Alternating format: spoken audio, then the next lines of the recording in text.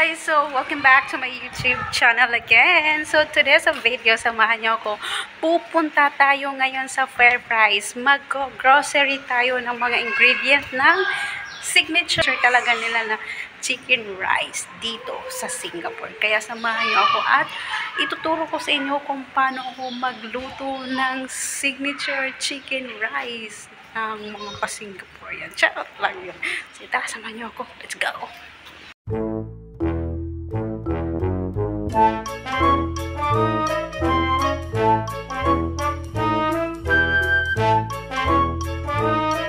Grabe, napakainit. Love ko yung face ko today, charot.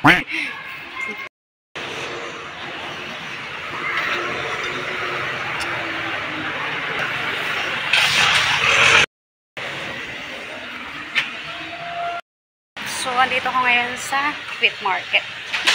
So, andito na tayo sa loob ng palengke, kaya hanapin natin kung nasaan ang vegetable area. Kung may nagtatanong kung ang mga gulay sa Pilipinas, meron din ba dito sa Singapore? Meron din. Kahit yung kangkong at talbos, meron din po dito. One of the favorite yung employer ko ay kangkong. Kaya ngayon ay bibili tayo ng ginger para sa ating chicken rice. So, ito ang napili ko kasi parang maganda tingnan. Makinis.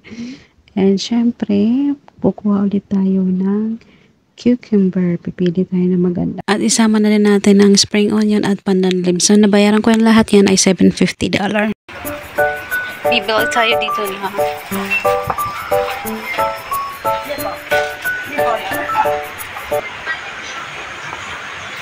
Oh, lamig.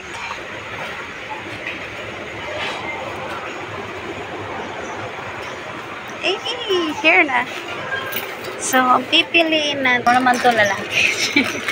Hirap naman. Ito parang babae ito siguro. Babae ka ba? Pag lalaki ka, wala na akong magagawa. Oh, ang egg ngayon ay $3.60. Original white coffee. Hindi mo nakapila pa ako. Logan.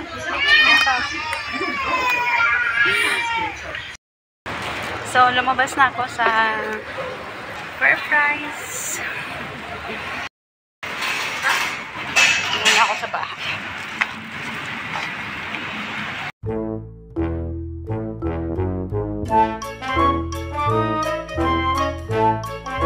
So, nakabili na ako lahat ng mga dapat ko bilhin. Meron na akong pandan leaves, spring onion, ginger, at cucumber. At chicken. Pero yung chicken ko parang nadalawang isip ako. Di ko alam kung babae o lalaki. So, hiningal ako. Grabe.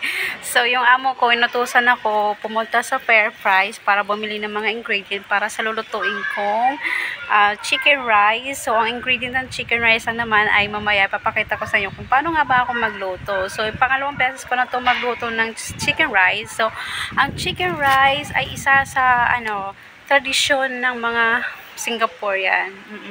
Pag pumunta kayo dito sa Singapore, try nyo tikman yung chicken rice nila dito as with the chili. Masarap talaga siya. So, gumagawa din ako ng chili nila. Diba? Ang dami ko nang alam. Charot. So, ngayong araw na to ay magtatapaw ako ng chicken rice sa kabilang bahay. Ngayon luto tayo ng chicken rice, the whole chicken rice, and the whole chicken. So, tara, at tumambay muna ako dito sa playground. Kasi nga, hiningan man ako maglakad. Ewan ko ba, kailangan natin ng exercise. Tumatanda na tayo. So, tara, samahan nyo ako at mag-start na tayo magluto. At pauwi na rin ako ngayon sa bahay. So, let's go! Need mo ng salt para i-rub sa chicken, the whole chicken, pati sa loob. Huwag natin kalimutan lagyan siya ng spring onion sa loob. Nag-prepare na rin ako sa wok ng 1 liter na tubig at lagyan ko ng ginger at spring onion at light sauce. Tapos yung chicken na. Papakuluin natin to ng 1 hour.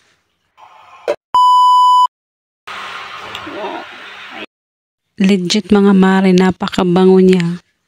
So, luto ng ating chicken. Kailangan ko kasi ng stock noon. Then, magigisa tayo ng bawang at ginger. Tapos, ilalagay na natin yung rice. So, lalagay na natin sa rice cooker 2 cups rice and 3 cups of stock. Ganun lang siya kabilis. So, lulutuin na natin in a few minutes. So, pagkatapos ng 10 minutes, ayan na yung ating chicken rice. Luto na siya, ang bango. Ito yung mga dadalhin ko. Chicken rice, cucumber soup, chili, and yung chicken. So, I'm going to bus stop. So, antay tayo ng bus para pumunta sa kabilang bahay. Kasi, maghatid na ako ng mga niluto ko. Orange cupcake at chicken rice. Yung may patapaw pa siya. Siyempre, lagi ko yan hinahatid pag may gusto siya. Lutuin ko, tapos ihahatid ko. Kaya tara! May pa-playground sila dito. Basketball court pala. So, dyan ako mag-aantay ng bus stop.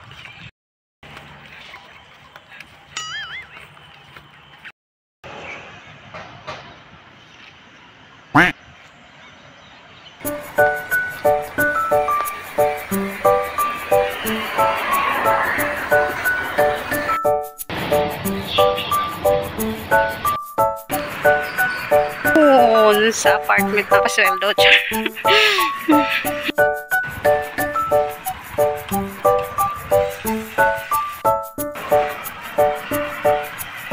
So, malapit na mi.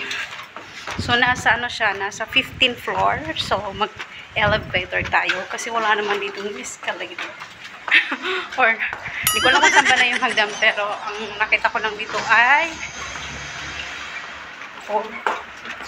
elevator. So, 15th floor siya.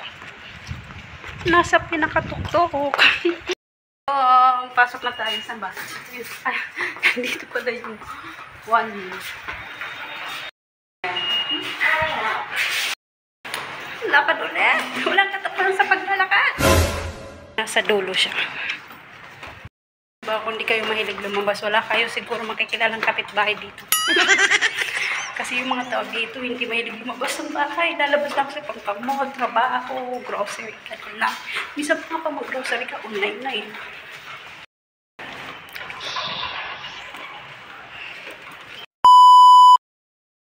Uwi namin.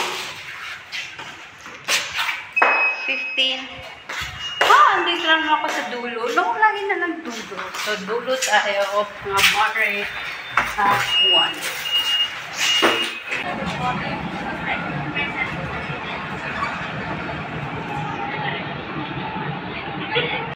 Na ako, sasakay na ako ng elevator, kaya hanggang dito na lang natatapos ang aking mini vlog for today's video, kaya please like and subscribe. Bye!